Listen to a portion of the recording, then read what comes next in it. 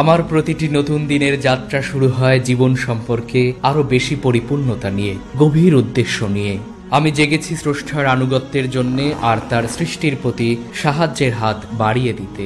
এক অন্তর্নিহিত শান্তির খোঁজ পাওয়া যায় তাতে, যখন আপনি কাউকে কিছু দিয়ে থাকেন।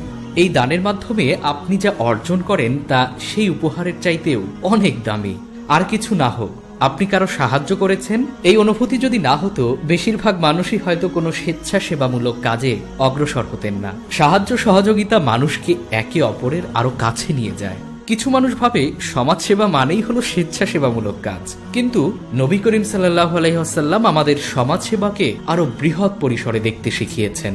উদাহরণস্বরূপ ভাবুন, তিনি যখন সালমান ফার্সিকে সাহায্য করছিলেন সেই পরিমাণ স্বর্ণ দিয়ে, যা দিয়ে তিনি নিজেকে দাসত্ব থেকে মুক্ত করেছিলেন। আর ঠিক এই উদাহরণটি আমাকে আমার কলিগকে সাহায্য করার ক্ষেত্রে আরো বেশি অনুপ্রাণিত করেছিল, যখন আমি দেখলাম সে অর্থ সংকটে আছে।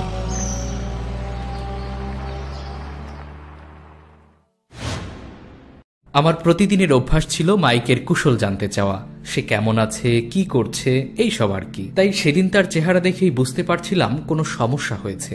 অবশেষে গতকাল তাকে জিজ্ঞেস করলাম তাকে এমন চিন্তিত দেখাচ্ছিল কেন। আসলে তার একটা স্যুট দরকার ছিল এবং গুরুত্বপূর্ণ ব্যক্তিগত মিটিং এর জন্য।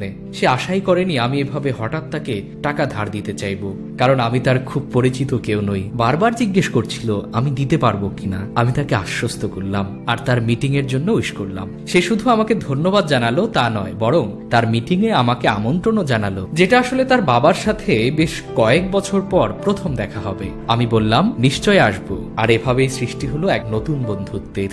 আমি নবী মুহাম্মদ সাল্লাল্লাহু আলাইহি ওয়াসাল্লামের ব্যাপারে যা জানি তা হলো, যারা তাকে চিনতেন না তিনি সব সময় তাদের প্রত্যাশার সীমারেখাকে ছাড়িয়ে যেতেন। একজন সম্পূর্ণ অপরিচিত মানুষ তাকে নিমিষেই ভালোবেসে ফেলতেন, কারণ তিনি সর্বদা চারপাশের মানুষকে সাহায্য করতেন। প্রকৃতপক্ষে নবী সাল্লাল্লাহু আলাইহি ওয়াসাল্লাম বলেছেন যে মানুষের মাঝে তারাই সবচেয়ে উত্তম যারা মানুষের সবচাইতে বেশি উপকার করে। কতটা মানানসই বিষয় যে আল্লাহর সর্বোত্তম সৃষ্টি কখনোই চাননি উপকার করার কোনো সুযোগ হারাতে। আমি সেই ভদ্রলোককে জিজ্ঞেস করলাম তাকে মালপত্র নিতে কেউ সাহায্য করছে কিনা। সে বেশ জোর দিয়েই বলল তার কোনো সাহায্যের প্রয়োজন নেই, কিন্তু তাকে এত দীর্ঘ সময় একা একা কাজ করতে দেখা কষ্টদায়ক ছিল। ঠিক সেই সময় আমার মনে পড়ল নবীজি সাল্লাল্লাহু আলাইহি ওয়াসাল্লামের সেই গল্পটা, যেখানে তিনি এক বৃদ্ধার প্রয়োজনীয় জিনিসপত্র বহন করছিলেন, অথচ বৃদ্ধা তাকে চিনতেন না। তিনি বৃদ্ধাকে সাহায্য করলেন, যদিও বৃদ্ধা মহিলা তাকে সাবধান করে দিচ্ছিলেন মুহাম্মদ সাল্লাল্লাহু আলাইহি ওয়াসাল্লাম থেকে দূরে থাকার জন্য। তাই আমি ভদ্রলোকের কাছে অনুরোধ করলাম আমাকে সাহায্য করতে দেওয়ার জন্য। দেখে মনে হলো সে অস্বস্তি বোধ করছে, আর সত্যি বলতে প্রথমে মনে হলো সে আমাকে সন্দেহ করছে, কিন্তু আমাকে না বলার মতো অবস্থা তার ছিল না। সব মালপত্র ঢোকানোর পর সেই ভদ্রলোকের হাসি আমাকে মাইকের হাসি মনে করিয়ে দিল, যখন আমি তাকে টাকাটা দিয়েছিলাম। এটা এমন এক হাসি যাতে স্বস্তি আর কৃতজ্ঞতা বোধ উভয়ের ছাপ স্পষ্ট দেখা যায়।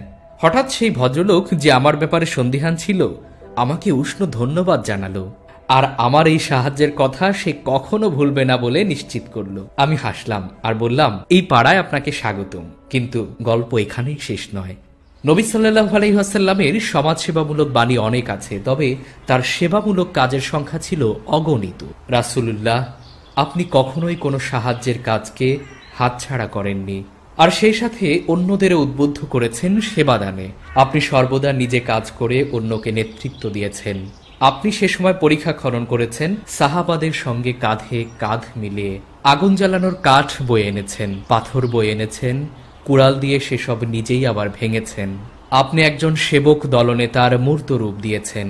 আপনি শিখিয়েছেন সেবা করতে পারা এক বিশেষ সম্মান, কিন্তু নেতৃত্ব দান একটা দায়িত্ব। সেদিন খুবই ব্যস্ততায় ছিলাম, তাও কোনো মতো মাইকের মিটিংয়ে যেতে পেরেছি।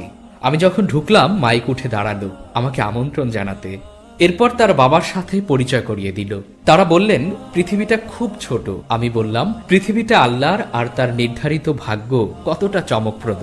আমি আর মাইকের বাবা সেই রাতে ভালোই গল্প করলাম, আর চলে যাবার জন্য যখন উঠে দাঁড়ালাম সে আমাকে জিজ্ঞেস করলো তুমি যেন কোন দেশের ছেলে। আমি কিছুক্ষণ নির্বাক রইলাম, তারপর বললাম আমি আমেরিকান, মুসলিম আমেরিকান। আল্লাহর প্রেরিত রাসূল সাল্লাল্লাহু আলাইহি ওয়াসাল্লাম বলেছেন, যে একজন বিশ্বাসীকে কোনো দুশ্চিন্তা থেকে মুক্ত করবে, আল্লাহ তাকে কিয়ামতের দিন দুশ্চিন্তা থেকে মুক্ত করবেন। আল্লাহ ততক্ষণ তার বান্দার জন্য সাহায্য পাঠাবেন যতক্ষণ তার বান্দা নিজের ভাইয়ের সাহায্য করবে। রাসূলুল্লাহ, আপনার সুন্নাহর আলো আজও উজ্জ্বল হয়ে আছে। ওহ আল্লাহ, মানুষ যেন আমাদেরকে ভালোবাসার মাধ্যমে রাসূলকে ভালোবেসে ফেলেন, আর রাসূলকে ভালোবাসার মাধ্যমে আপনাকে।